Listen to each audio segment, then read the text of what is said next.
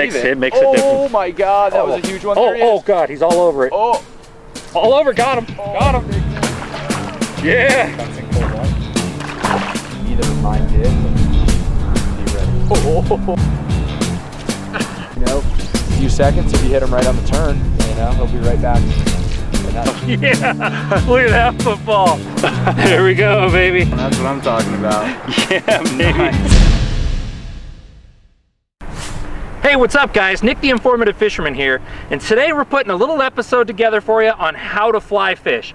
I dabble a little bit, I'm not good by any means, so this is why I had to contact probably one of the most well-known guys in Northern California, Matt Heron. Matt teaches up here, he teaches fly fishing. I'm gonna have him tell you a little bit about his program and hopefully fill in some of the blanks for me and get you guys educated on what to do, how to walk into a store, what to pick up, what to use.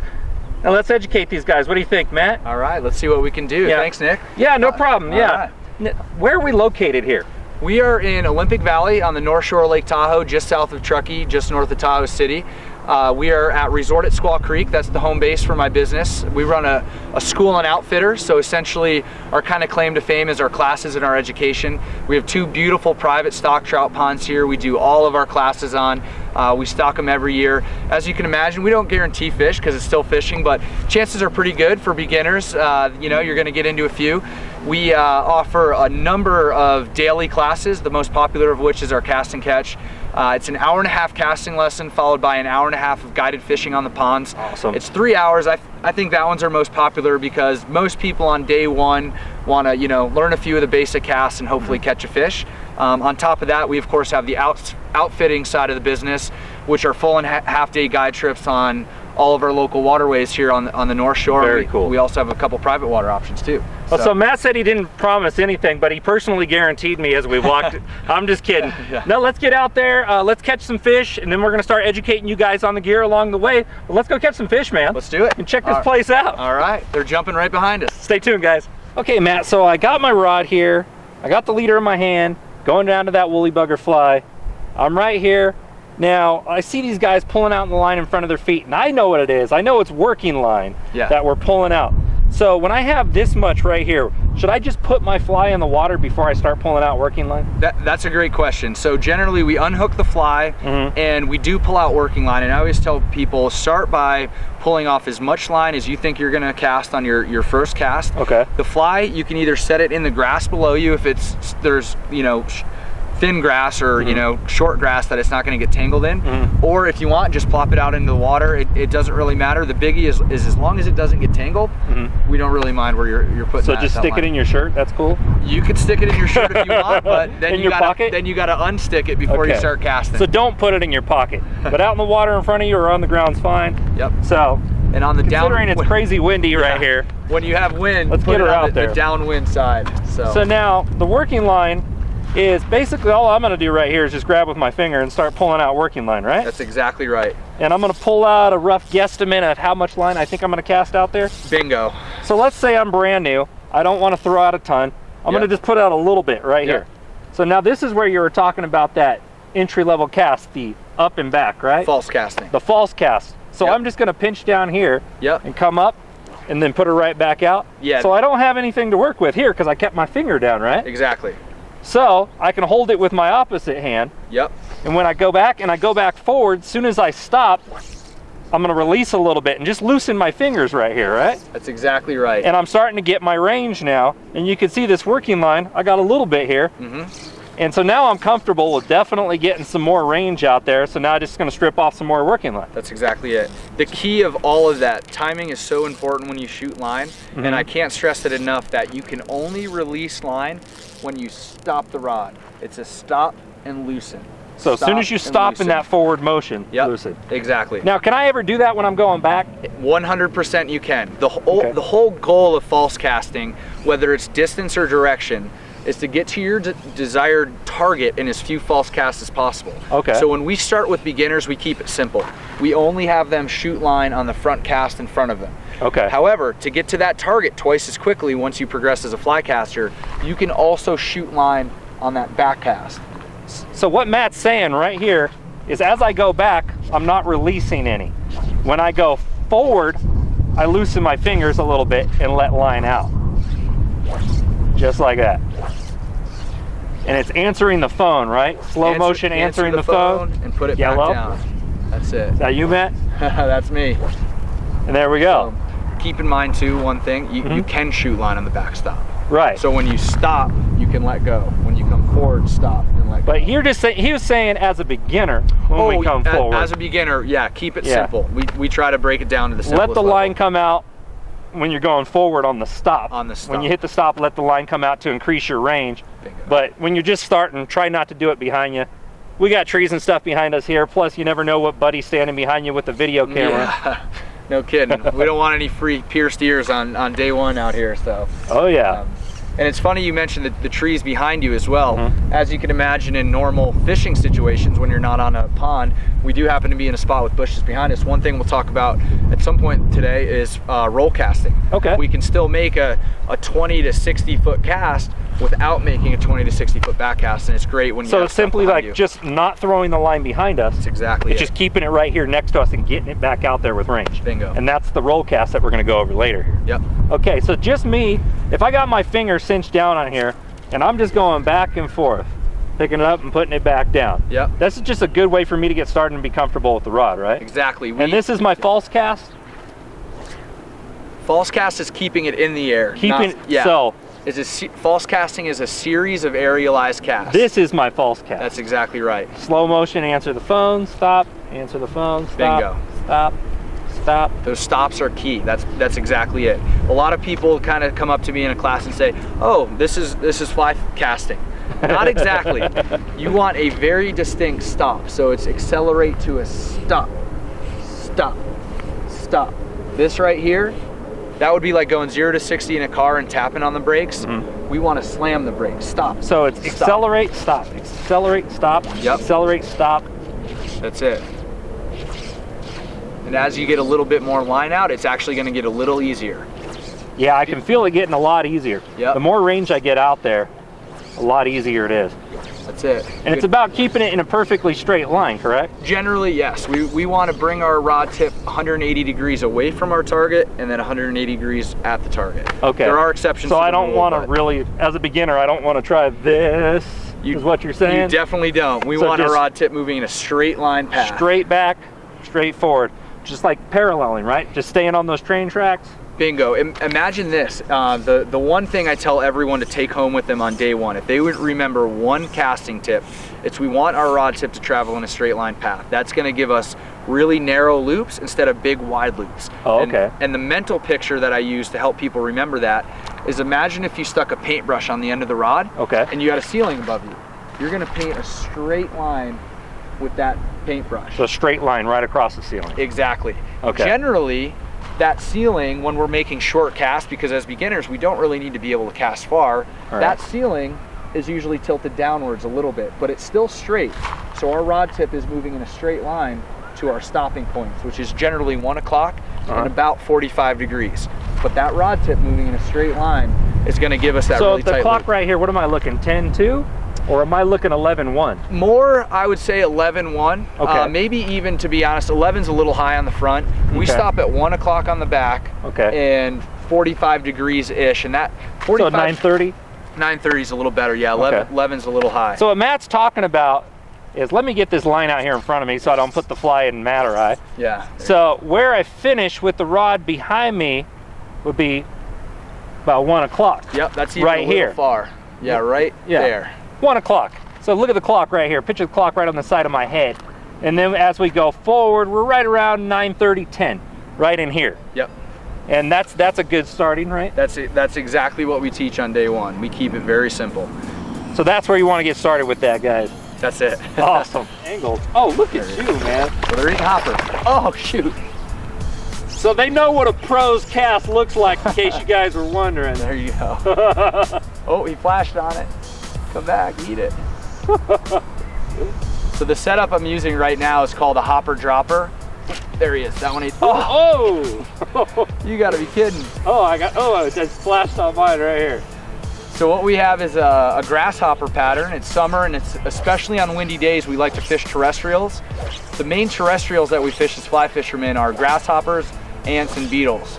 In this instance, I have a big grasshopper fly out there, and actually about 3 feet below it, I have a little mayfly nymph.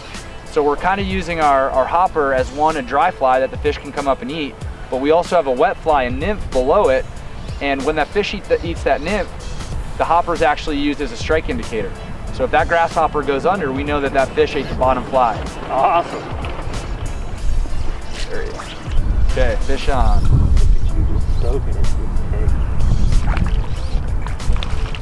Little barbless hook's gonna come out super easy. There he is. I'm throwing to Matt's hot spot now. God, yeah, right? There you go. Good pressure, that's what we're looking for. See if we can get a double here. They keep flowing on the hopper to eat it.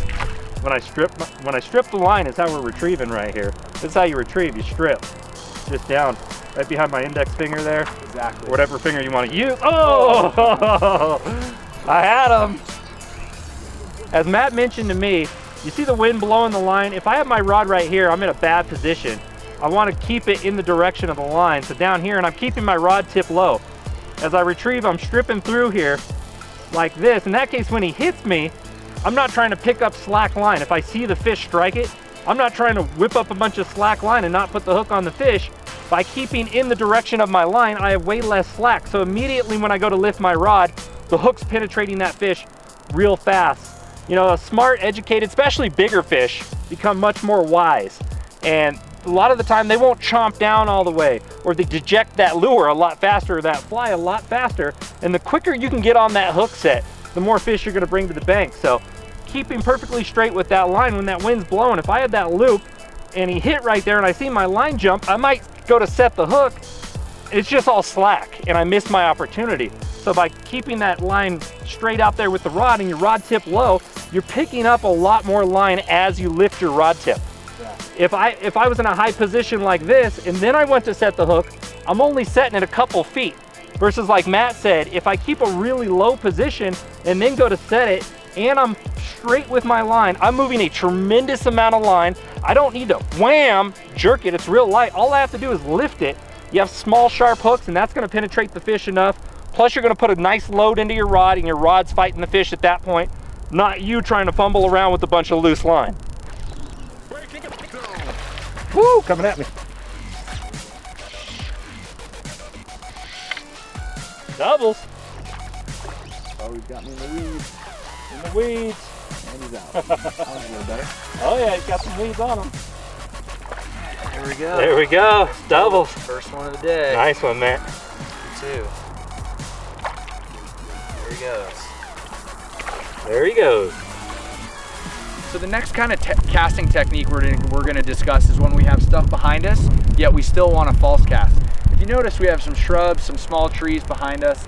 So essentially what we want to do is, instead of that classic parallel cast that we're used to seeing with the stop here and back and forth with the line going out in front of us and back behind us, what we want to do is change our angle so it's high in the back and low in the front. What that's going to allow us to do is get some nice high cast over these shrubs and trees so we don't get stuck. Sometimes we refer to it as a steeple cast.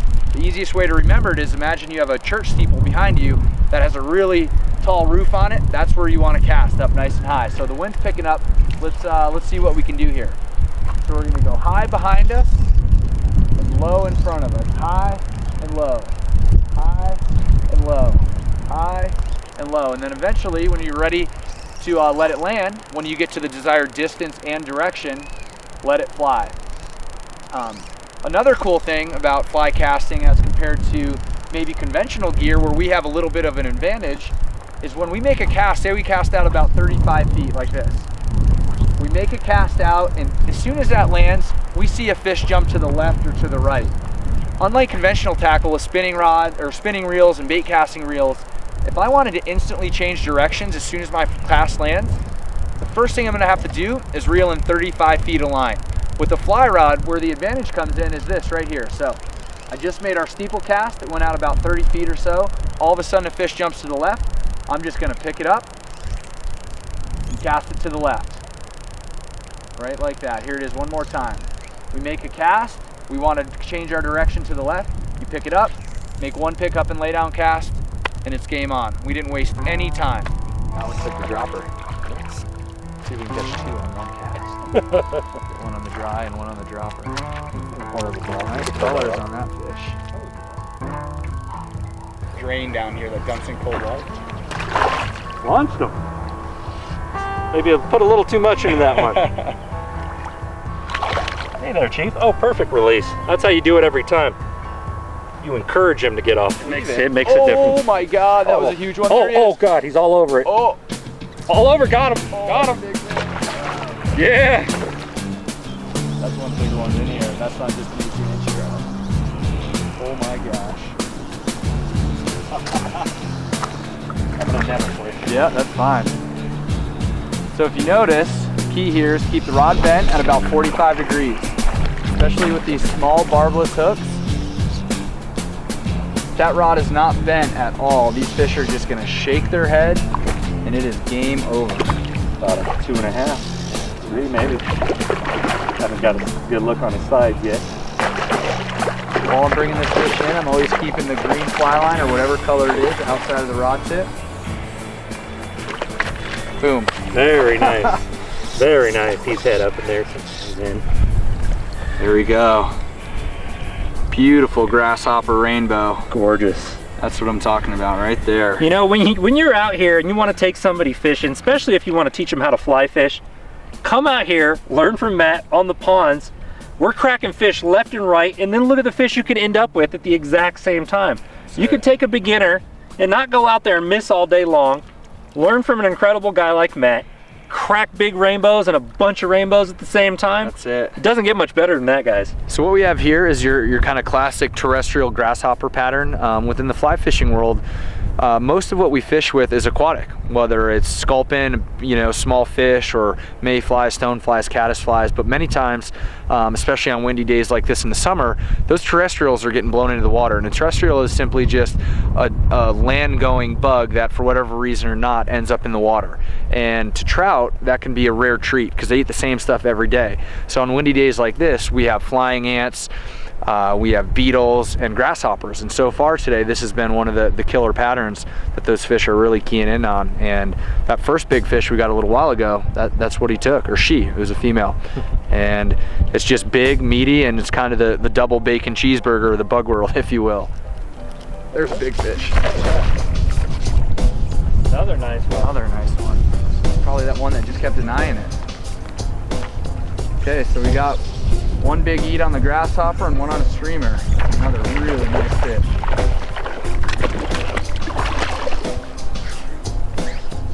So just like the last one. No, I'm good. Keeping the rod at about 45 degrees or so and maintaining the bend. That's so key with these small barbless hooks. Maintain the bend. You don't want so much pressure that you break them off. Big old healthy rainbow right in the snout. Barbless hook comes right out. There we go. Big old fat rainbow. She should have a bunch of juice and be ready to go. So my general rule of thumb is if a fish is interested, keep doing what you're doing. Whether it's stripping, whether it's pausing. As soon as they lose interest, just do something different. Oh, little guy. I was like, be the big one? Yeah. Big girl was right there with that guy, man. Neither of mine did, but be ready. Oh, that's a better one. I wouldn't call it a 5-pounder. No, it's a better fish. Maybe a pound. Yeah. Hang with us, guys, and when we come back, it'll be back to more detailed instructional. You know, a big special thanks to the people at the Ferrari's Crown Resort in Lake Tahoe there. If you guys are in the area, you know, this is where they put us up for the evening. What a fantastic location. Right there on the beach. You can walk right across the street and go get a bite in many of the little restaurants right there. Great staff. I couldn't ask for much more. I appreciate you guys putting me up. If you're in Lake Tahoe, guys, make sure to check out this place first. What a fantastic location. Hey, what's up, guys? Nick the Informative Fisherman here, and when it comes to spooling up my reels, I choose nothing less than the best, and that's why I use P-line each and every time. Are you fishing the best? P-line, baby. P-line. Did you ever wish for an RC boat when you were a kid? And do you have a passion for fishing? Well, guess what? It's time to do them both at the same time.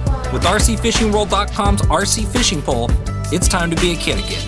So visit www.rcfishingworld.com today.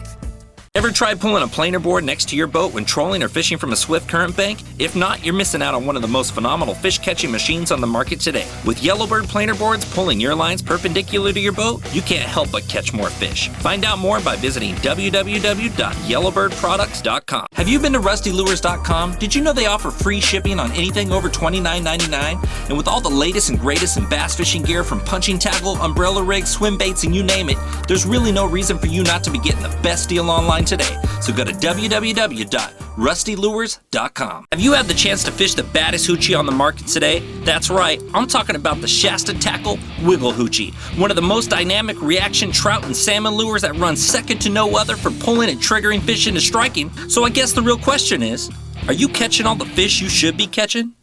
Thanks for watching, guys. Now let's get back to the show.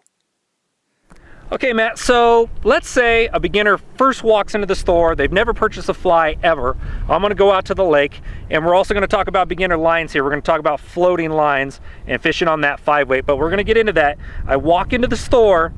I need to purchase some flies. I need to not spend $100 on flies. Me walking in there, I need to spend, a few bucks, of course, 25, 50 bucks, wherever I'm at. What's a good starting selection? And I see you've came out with 4 here.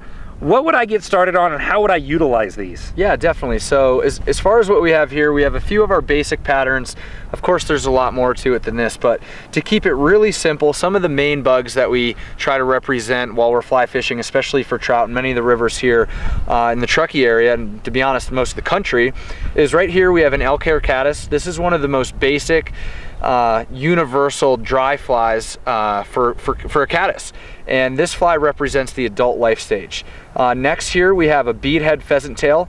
This pheasant tail is probably the #1 nymph pattern ever sold. It pretty much represents the nymphal stage of a mayfly, and to be honest, it can represent almost any type of mayfly. It's small, it's dark. Some guys will tie it with a gold bead, some won't. But the truth is, it's deadly, it's cheap, it's one of the most basic of basic mayfly patterns out there, and it is just really well known as one of the top patterns. What's that one called again? This is a gold bead pheasant tail. Bead pheasant tail? And it's called a pheasant tail because almost every material in there is made with about 6 tiny pieces of feather from a pheasant tail. Oh. So really easy to tie. When we do our beginner's fly tying classes, that's almost one of the go-tos every time. Okay. Next we have a parachute mayfly. This happens to be a PMD, or excuse me, this happens to be a Baetis or a blue-winged olive mayfly. That white parachute post, if you kind of change the angle, you notice it's sticking straight up in the air. That represents the sailboat type wings of a mayfly. Really easy to see, and the fish still sees the silhouette of that dry fly floating down the river, and they think it's a mayfly. Awesome. And this can be tied in a number of different colors. Sometimes it's tied with a gray body, and that's what we have as an Adams parachute, and that's again one of the most popular patterns out there. Over here we have something a little bit different. This is just a general streamer pattern. Streamers represent a bunch of different stuff, whether it's crayfish, sculpin. Sculpin are a little tiny bait fish that are really well camouflaged in the river. In case you guys never heard of sculpin, you probably heard of mudsucker. Oh, mudsucker? Mudsuckers or bullheads, those are part of the sculpin family. There you go, exactly. In case you guys were wondering what sculpin was. That's it, exactly. Right. This particular one, in kind of the brownish, yellowish, it's got that grizzly hackle kind of colored feather that's orange and black and orange and black. To be honest, any of the fish in our rivers might think that's a baby brown trout. So the colors really pop, and generally when we throw streamers, especially ones this size and even bigger, we're really targeting the biggest, most aggressive fish in the system. So if you want to catch that fish of a lifetime, I'd recommend buying a few streamers this size because they can be a little bit easier to cast, but don't be afraid to buy some that are quite a bit bigger, and hold on, because you definitely could catch the fish, biggest trout of your life. So now the size of the fly is the size of the hook, right?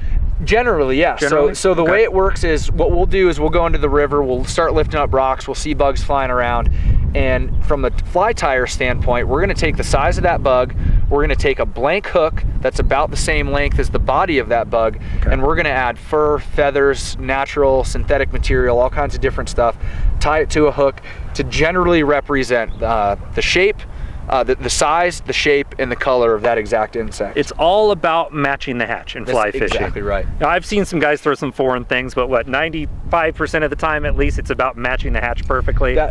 That's pretty much it. Yeah. There's times where there's general feeding going on where those fish will eat anything. One of our advantages as a fly fisher, as opposed to maybe just throwing a rooster tail or a panther martin or a rapala, is a lot of times those fish get super selective. Well, they'll key in on one type of mayfly in one certain life stage. And that's where the fly fisher can have the advantage because we have flies that are super small that look exactly like what they're eating. That's awesome. So now let's talk about selecting the rod. So let's say I'm going to get started trout fishing, or fly fishing for that matter. If you're trout fishing, we're going to cover just trout in general, rainbow trout for the most part. It's what we have here in Northern California and all across the country. They're pretty easy to be found. Just check to see if your local lake stocks them, or check the local streams or rivers. So anyhow, the most popular rod I know is a five weight rod at 9 foot of length, and it's a 4-piece. This rod breaks down into 4 pieces, correct? Correct. And why do you think the 9 foot 5 weight is such a popular? Do you think that's a generalized on the fish size? You know, it has a lot to do with a few things, and the main one is fish size. We pick a rod size based on a few different things. The size of the fish we're catching, that's the obvious one. The size of the flies that we're throwing, and the size of the water that we're fishing in. The general easy thing for people to keep in mind is they know about what size fish they're gonna catch. So the cool thing for most people is, as a beginning fly fisher, we're generally targeting any type of species from bluegill, small bass and sunnies, up to normal size trout, to maybe bigger bass and bigger trout. And the 9 foot 5 weight rod fits that wide range of sizes for fish species. Okay, and in case you guys don't know, when we say weight, that's like the power class of these rods.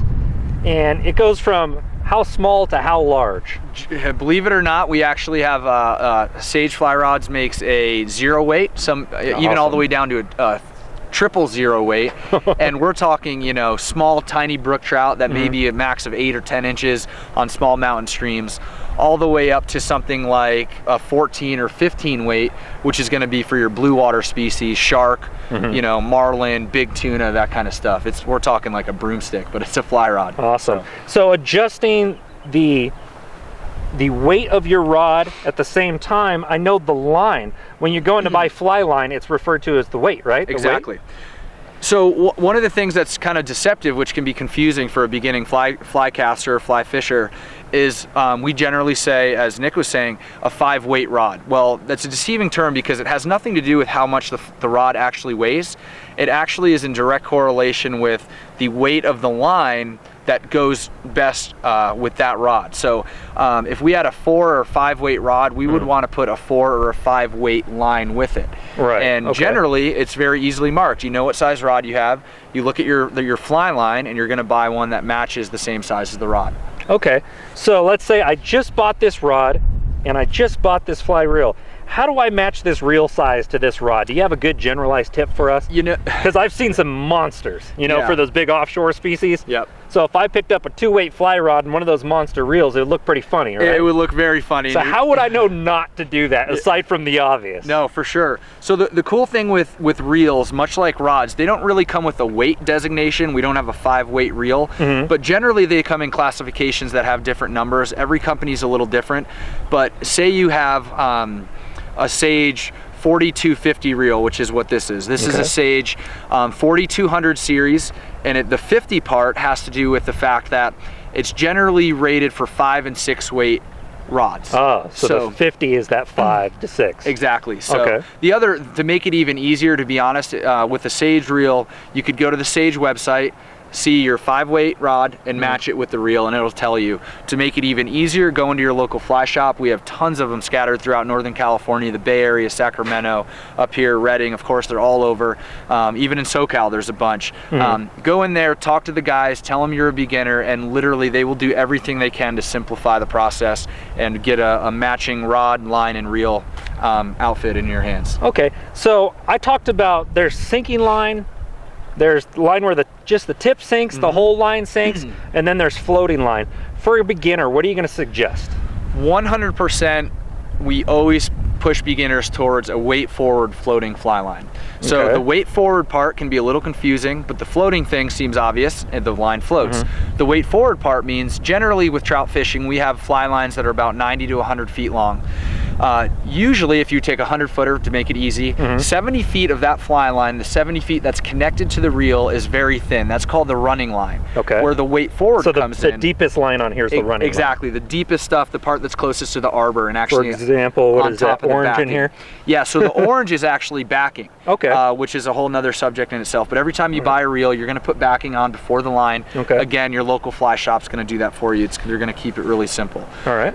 Again, with a 100-foot fly line, we generally have 70 feet of running line, and to the naked eye, it looks like the diameter of a fly line throughout the whole reel is even, and it's actually not, it's tapered. So where the weight forward comes in is after that 70 feet of really thin running line, we have the head of the line, which is a much thicker line, generally 30 to 35 feet, give or take, and it's much thicker. So when you're casting, once you get that 30 feet of fly line outside of the rod tip with the heavy mass of that head in the air, it's attached to the thinner diameter running line, you're gonna be able to cast farther. Yeah, I often see that's the confusion, that weight forward. What'd you call it? Was it weight forward or head forward? Weight forward. Weight forward? Yep. That's what you're casting. These flies practically weigh nothing. So you're casting with the fly line. That's why we hook a leader onto the fly line down to this fly here. We don't want to hook directly to something big and obvious like this that the trout are going to have no interest in. So why don't you educate us a little bit about the leader? The leader. Guys call them tippets, right? Well, the great question. So attached to our green or orange or tan, whatever color fly line you happen to buy. Pink, there you go. Just kidding. We connect our leader. The leader is the invisible connection between the end of the green fly line, in this case, and our fly. Obviously, if we were to tie the fly to the end of this green line, one, we wouldn't be able to fit it through the eye of the hook, and two, the fish would see it. They would never eat that fly. So we need that long invisible connection. Much like the fly line, the leader is tapered as well. Where the connection is with the green, it's actually, for most trout-sized leaders, about 40-pound test, and it gets thinner and thinner and thinner all the way to the end. So when you take a leader out of a packet, a lot of times what we'll do is add tippet material to the end of that leader. So it makes it a little bit longer and a little bit thinner diameter. And the reason that that leader is tapered is so when you're casting, you get that nice, beautiful, smooth turnover. It's all about transfer of energy. Roll. Exactly. If it was all one diameter, one of two things would happen. You're gonna make that cast and it's gonna slam down, or it's just gonna land in a big puddle. So that's the basis behind the tapering. Exactly, it's all transfer of energy. Awesome. And then within the whole leader, the end section connected to the fly is called our tippet, and it's the end on the tip. So so the last little bit aligns the tippet. Exactly. Oh, well, that makes a whole lot more sense. How would I know what tippet to get with this 5? Well, that's a great question. The tippet and the leader size actually has more to do with the size fish you're targeting. That makes it a little bit simpler. You don't have to worry about all the other stuff. A lot of times too, it has to do with the size fly you're throwing, but generally for trout, we use anything from 3X tippet all the way down to 6X. 6X tippet is around 3.5 pound test, give or take, depending on the manufacturer. Up to 3X, which can be 7 or 8 pound test. So if you're targeting really big fish, obviously you're gonna want something a little bit heavier. So my super small fish, I go with like the 6X? You would go with the 6X for small fish, definitely.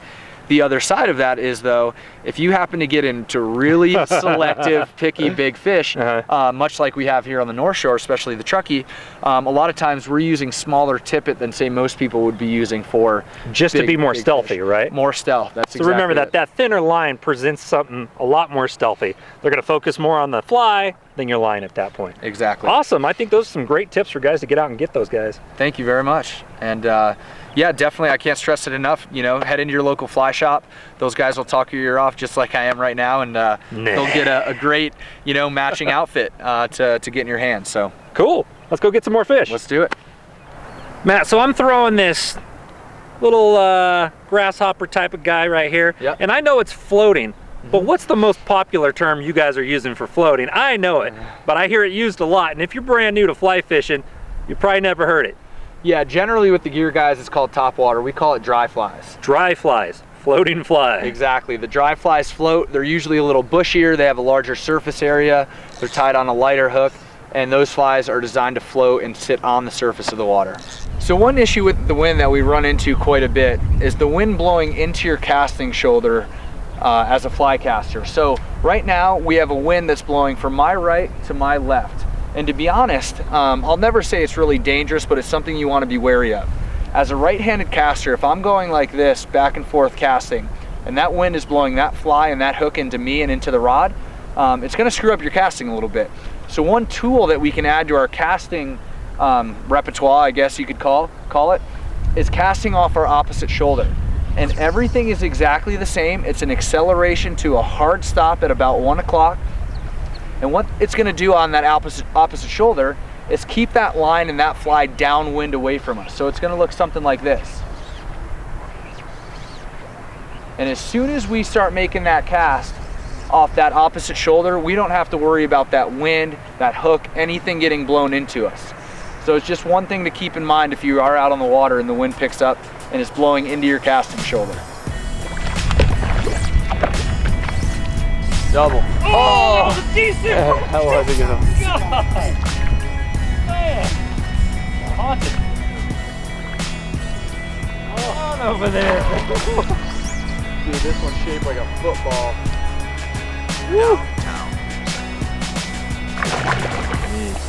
Careful, my phone's right to your left by 2 feet. Don't step on it.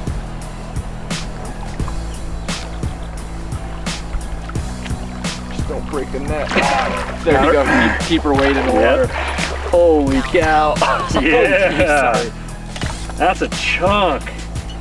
Here, let's roll her over. There we go. Yeah. Look at that football. Big nice. Football rainbow. What a pig. Man, look at the girth. So we ran out of time the first day here, so we're gonna step back out onto the river tomorrow morning and show you guys some more techniques, teach you how to read the water a little bit, hopefully catch some big ones out there on the water, huh? Yeah, definitely.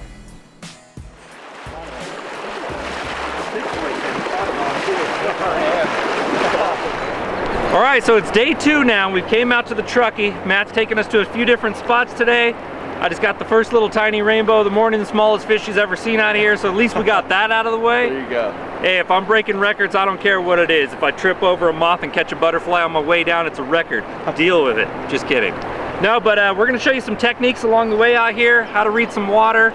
You gonna show us how to pick this thing apart, Matt? We are. We're definitely going to do that. We'll be covering a few different things today. Mostly one of the things for beginners that's great to know is the stress indicator fishing, which we'll be doing a lot of here on the Truckee.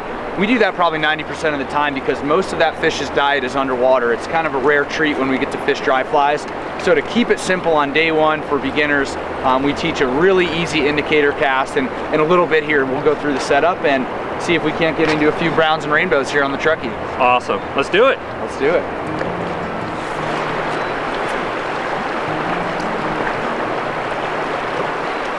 So one thing I want to cover really quickly is your basic indicator rig. As fly fishers, one thing that we figured out over the years is that over 90% of a trout's diet is underwater. So being able to fish dry flies, flies that float, tends to be kind of a rare treat.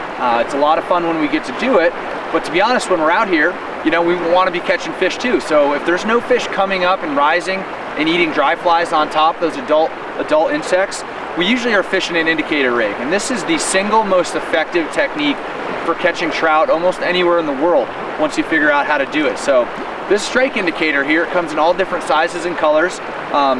It's essentially a bobber, but we don't call it a bobber when we're fly fishing, we call it a strike indicator. Allows us to do 3 very important things, and one of those 3 things kind of trumps all. The first thing it allows us to do, hence the name, is helps us detect the strike. As we make our drift upstream and let that indicator drift downstream, if a fish eats, it's going to do one of a few things. It's going to kind of bounce really fast. It might go under the water and shoot away from you if that fish eats it really hard. It might just stop. So keep in mind, it's not always going to be that stereotypical mindset of that strike indicator just going bloop. These fish have a tendency to eat it really soft. Oh, thought you had one there for a second. Have a tendency to eat it really soft. So sometimes it might not even go under, it might just stop. So as soon as that indicator does something different other than moving with the current, give it a downstream hook set, and we'll talk about that as well. The second thing it allows us to do is adjust the depth of our flies. So the flies are hanging down below here, but the simple way to put it is if you're fishing a deep run, this run here is maybe only 4 feet deep, if that, 3.5. Generally, you want to adjust the indicator to the depth of the water. If it's really deep, slide it up on your leader closer to the fly line. If it's really shallow, slide it down closer to your flies. So the key is here when we're indicator fishing is to be bouncing those flies off the bottom. If the fish aren't keying in on bugs on top, they're feeding lower in the water column. And the saying is, if you're not snagging, you're not bragging. Especially on a bigger river like the Truckee with a lot of rocks, you're gonna get stuck, you're gonna lose flies, that's just part of the game. That's a good thing because that means your flies are on the bottom where the fish are. And the third thing that this allows us to do, which trumps all, is allows us to efficiently get a drag-free presentation to that fish. So when we make that drift with an indicator, we need it to be moving the exact same speed as the current, and I can't stress that enough. When our indicator is moving the same speed, that means in general our flies hanging down below it are moving the same speed. A lot of times when we indicator fish, we'll get drag, which almost puts a little wake behind the indicator as it's going across the river. The more drag we get, the faster our flies are moving, and it doesn't really look real to the fish. Sometimes if we have slow water with fast water out in front of us, instead of the indicator moving really fast through the water, sometimes it'll get hung up and move slower than the water. So there's a series of mending techniques that we use to get that drag-free drift. And a mend is simply lifting the rod tip and flicking the line upstream or downstream to get that drag-free presentation with our indicator.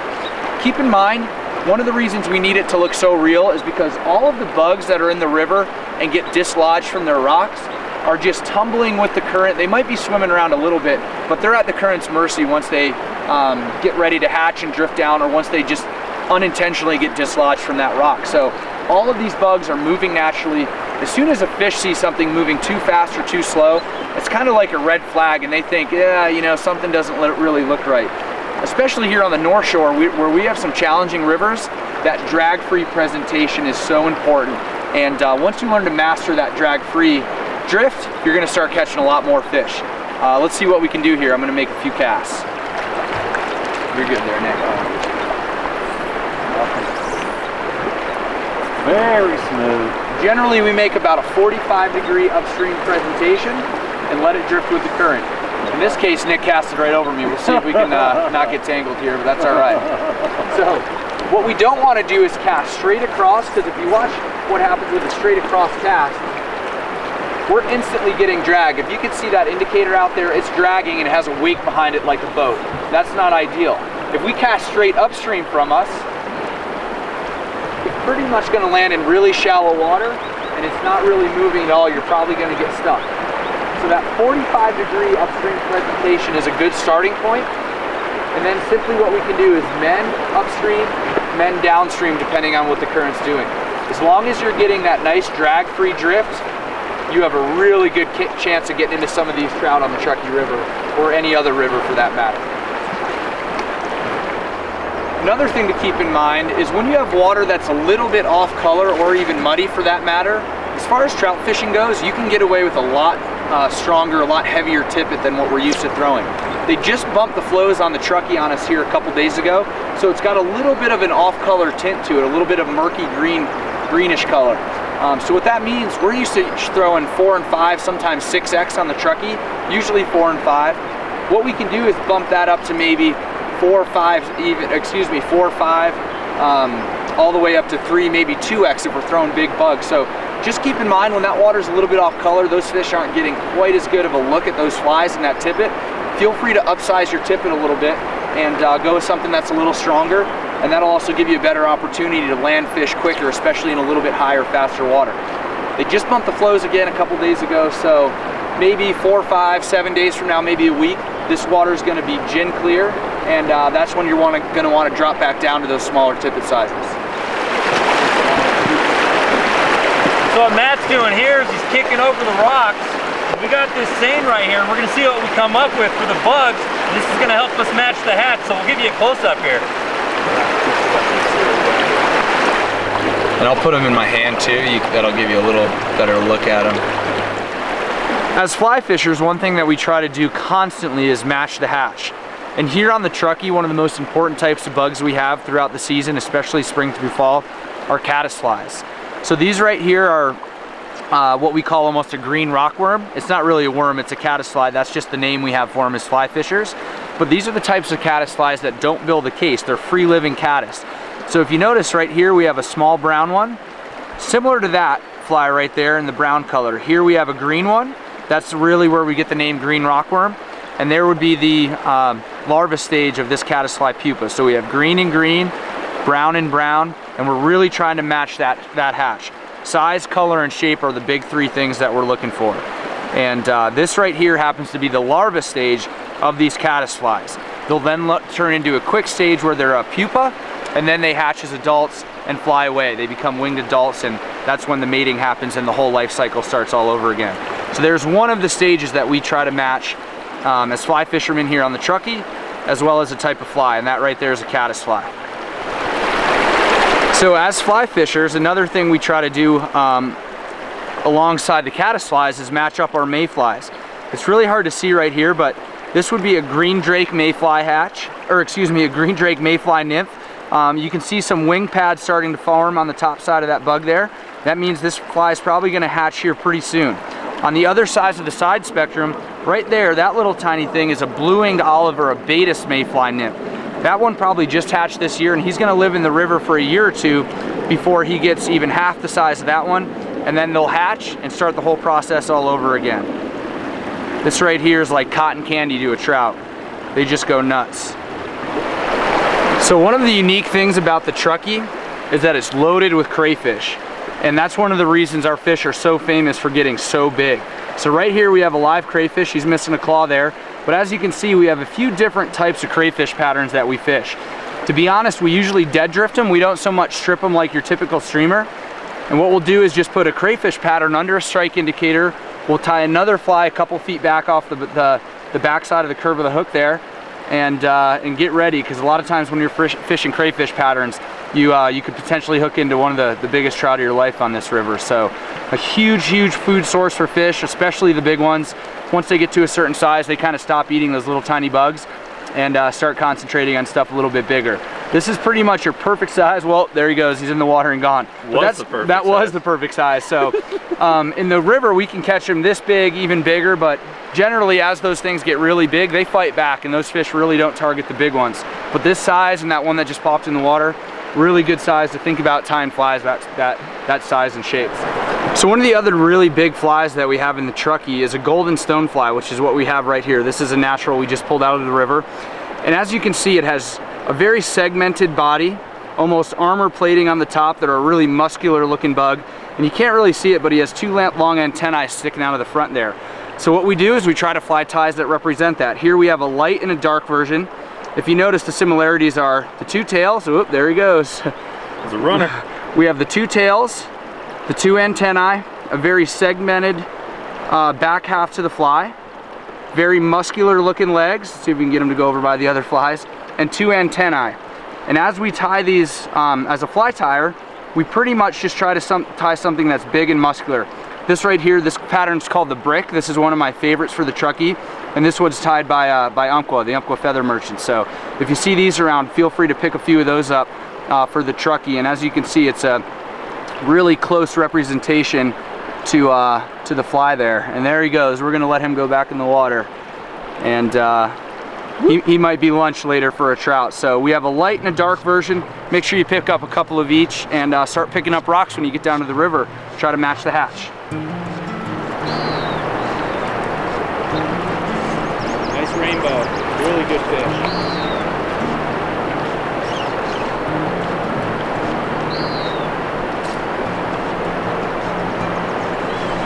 Over to you. Oh, he is. He's right here. Right there. Woo! Whoa, running. All right.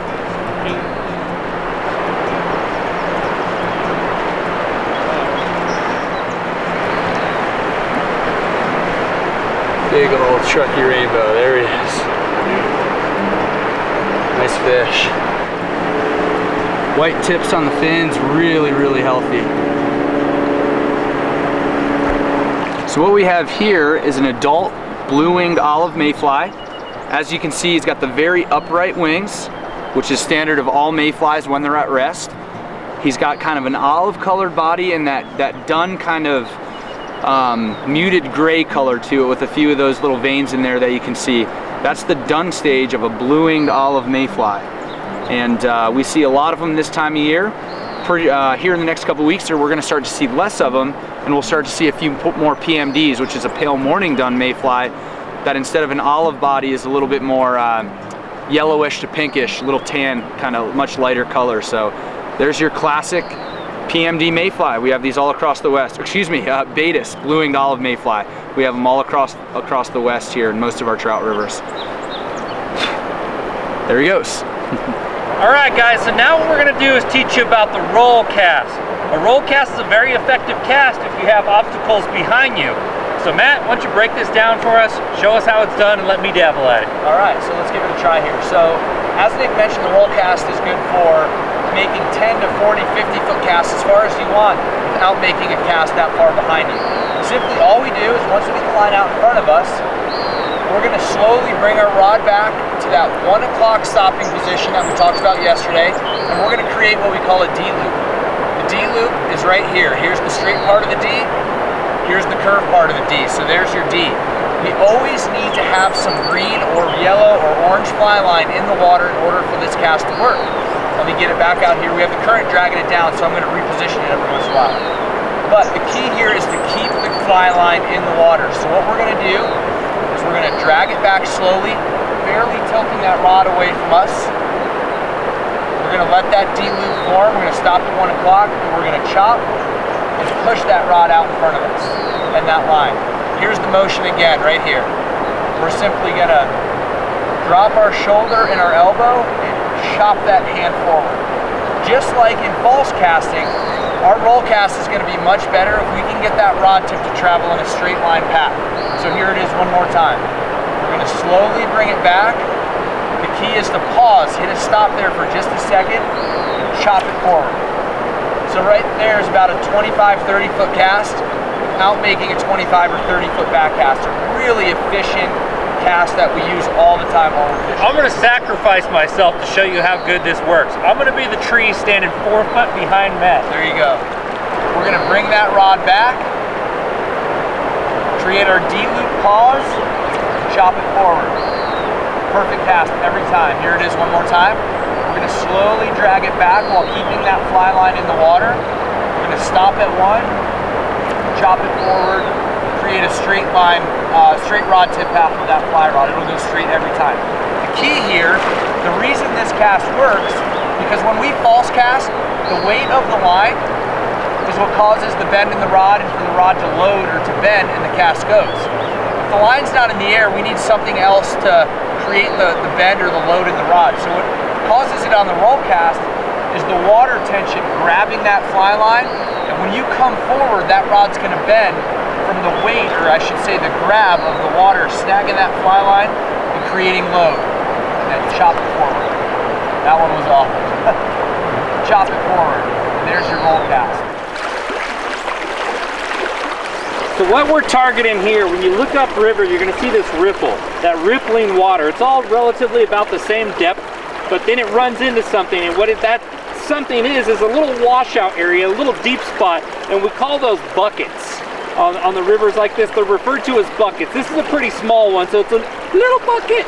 But this is what Matt brought us to right here. When you see all this right here, fish could be up and down that, they can be. You could work through that really fast, but the more likely area that fish is gonna be is right in that bucket. So we're making our cast up and we're drifting right in there with our indicator rig, coming right through that bucket.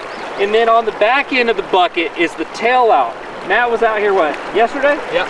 Out here yesterday.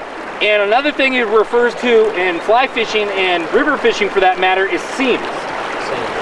So when you see that ripple coming down here and then it's washing out a little deeper right here, and you can see a shallow ledge right there that drops in deep and then it comes back up on the other side. So right here in front of us would be the inside seam, and that would be the outside seam along the ledge. So you probably hear Matt saying, oh, target the inside seam. Well, the inside seam is this area right here, and you can see that it gets dark in that bucket and then shallow again on the other side. And you can see how that ripple right there, a big fish busted right in that ripple at that fly. Flying around right there. I don't know what that one is, you know. But you can see that water rippling over that. So you know it's shallow, that's the ripple. You can see that deep spot where the water changes, that's your bucket. So that's a clear target when you're out fishing these streams. Keeping a little backbone on him right now. Try to wear him. But this dude's, there's no turning this dude. Oh, he's nice and dark. Gorgeous.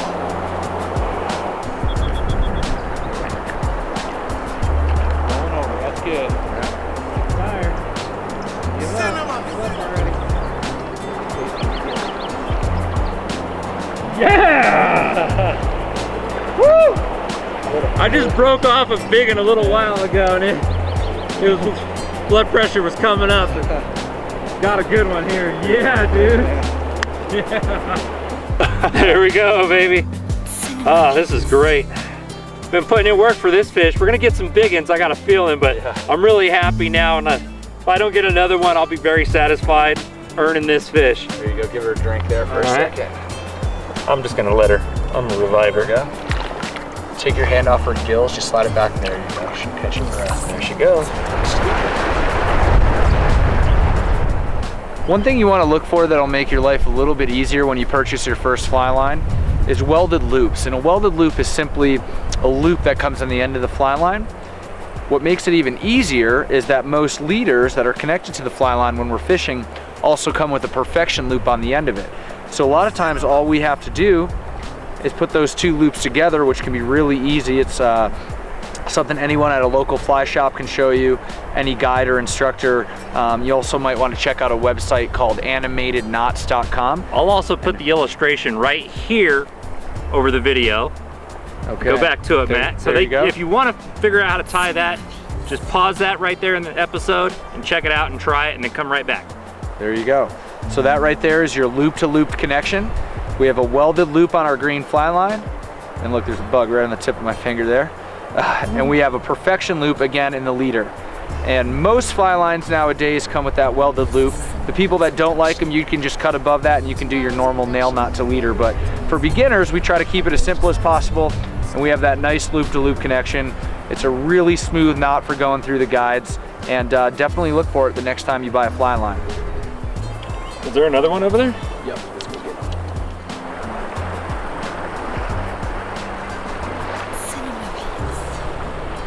That big enough there, Matt? Not that big. Oh, nice. Oh yeah, pretty. All right, beautiful. Blue spot's my favorite right there. Awesome. Hold her up high, yeah. Beautiful. Yeah, brown, that's what I'm talking about. Yeah, baby. Nice. Look at that. There she is. Perfect Matt said, fish. "Oh, let's move down. I know a spot where they hang out." Just like that. Next right? fish is a brown. Go figure. Huh? There's one more in there. White tips. Really healthy. She, gorgeous. yeah, I think it was the fall with those colors. Mm-hmm. She's got that perfect blue hue on that spot there. All right, Let's release her safely. Let her catch her breath. So now when you're going to hook set on these fish when they're in the rivers like this, you see the water moving down this way? When the fish are looking to feed, they're looking upstream. So that water's passing them like this. So if they grab your bait and you set the hook upstream, the same way it went in, you're trying to pull it back out. So what you want to do, if it's coming, if you make your cast, let's make a cast out there, and it's coming this way, and my indicator dives down, I want to set the hook downstream, not upstream. I don't want to pull it away from the fish. I want to bury that hook deeper into that fish's mouth. So remember that, even when it's down behind you, if it goes down and you're fishing downstream now, instead of pulling straight back, lean out to the side when you set the hook, so you can try to get that hook more into the side of the fish's mouth if you already turned downstream. And if you're coming across, make sure you set the hook downstream, never upstream, and you're gonna get a lot better hookup ratio like that. All right, so Nick just explained the downstream hook set, which as you can imagine is hugely important. Once you set that hook, hopefully you did it right and we got that fish on there. So the next step is fighting the fish. So you gave him that downstream and low hook set, and boom, now our rod is bent. Two things to keep in mind once that rod's bent, or once you have that fish on. Always fight the fish at about 45 degrees. That's a good flex of the tip as a shock absorber on the knots, and it's a good angle to kind of wear that fish down using the lower, thicker end of the butt of the rod. Once you have them on, two things to remember. 45 degrees, you never want to fight that fish straight up in the air. You can actually break the rod tip, and you never want to point that rod right at the fish because there's no shock absorber on those knots, and that fly can break off pretty easily. So again, 45 degrees is the first thing. The second is to maintain the bend in the rod. That right there is a bent fly rod. That, not so much. We're using small barbless hooks. It really doesn't take much of a head shake for those fish to throw that hook. So maintain the pressure on the rod. Okay, those are the two things. Now, once we get that fish on, they're usually gonna do one of two things. They're gonna come at us, or they're gonna go away from us. If that fish comes at us, he's almost smart in the sense that he's all of a sudden put slack into the equation. That rod's no longer bent. So that fish comes at you. There's two things that you wanna do. One is lift the rod back. That's gonna bend the rod. The second is strip the line through your control fingers. And you only wanna strip on the line where it exits your fingers. Some people make the mistake of pulling up here. If you always pull where it exits your fingers, you're never gonna let go of the line. So if I pull, that bends the rod tip. If I lift, that bends the rod tip. As a backup plan, plan C, if you really do hook a big fish, start running backwards. Do anything you can do to get that rod back to bend. So here's where it gets a little bit tricky. If that fish doesn't come at you and he takes off across the river, everybody's natural instinct is to do what we call the death grip. And the death grip is when that fish runs, you get super excited, you clamp down on your control fingers, and you pull that fish back to you. You're gonna lose one or two flies plus the fish every time, guaranteed. So when that fish runs, we're essentially gonna use our fingers as the drag system because we all have all this line hanging here. When we use our fingers as the drag system, we're gonna let that fish run while still maintaining pressure on the rod. So it's gentle little taps, taps, taps to let that fish go. We're maintaining the bend. Again, it's hugely important. And then when that fish stops and turns around, you're gonna lift the rod, you're gonna strip, strip, strip, keep that rod bent, and then of course the fish is gonna do the opposite. It's gonna be back and forth. When that fish runs again, let that line slide through your fingers, and there he goes. One thing that's kind of neat that can help us, especially as a beginner, is say that fish runs and that loop that's hanging there disappears. We have a fish that's big enough to take all that line out. As soon as that line is gone, we're gonna remove our fingers from the situation and let that line pull, let that fish pull line off the drag like this. That is a good sound. When that sound is happening, we do not want to stop it. Make sure if that reel is spinning, you keep your hands away from it, you keep your waders away from it, and let that fish go. The other cool thing is once that fish comes at you, you can actually reel them in. We call that getting the fish on the reel once we've removed all the slack below our control finger. So just keep in mind, let that fish go. It's a constant give and take. Don't try to put the brakes on him. If he goes, let him go. When he comes at you, strip, strip, strip. Do anything you can do to get that rod back into the bent position. And if you keep all those things in mind, you have a really good chance of getting some of those fish in. And keep in mind also, don't worry if you screwed up the first couple times because you're probably gonna forget everything I just told you anyway. So it's just practice, practice, and you'll definitely put a few more fish in the net if you keep some of those things in mind. So one topic I'd like to touch on while we're here on the North Shore of Lake Tahoe in the Truckee area is our, fish on. Oh! That was that rainbow. There's a rainbow, yeah. Oh my gosh.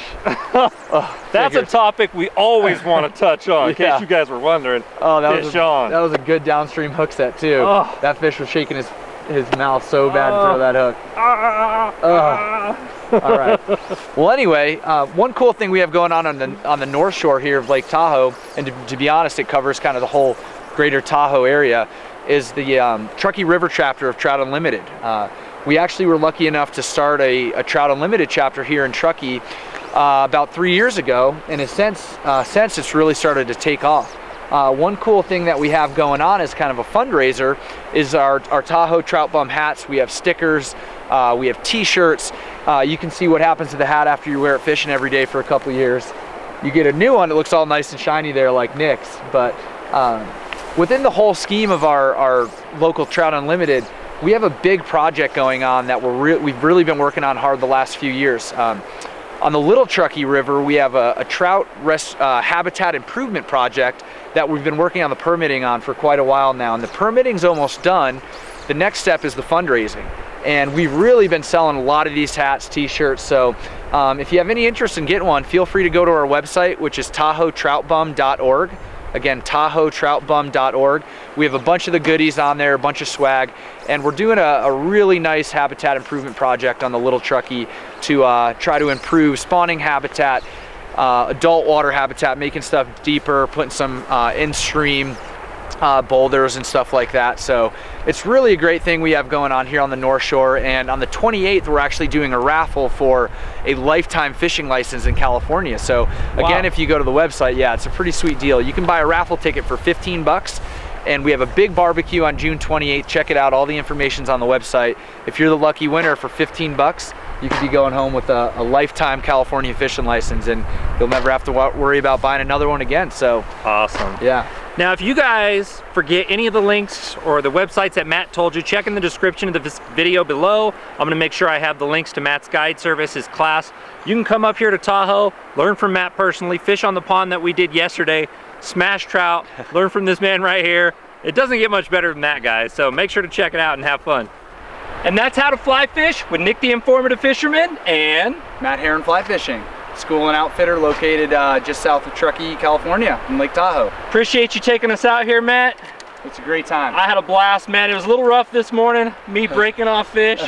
You coaching me through it, but hey, man, we still stuck a good rainbow, still stuck a brown, so I couldn't ask much more than that, man. That was awesome. It was a great time, and thanks for having me. We'll get you on the water again down the road. Sounds good to me. Thanks for watching, guys.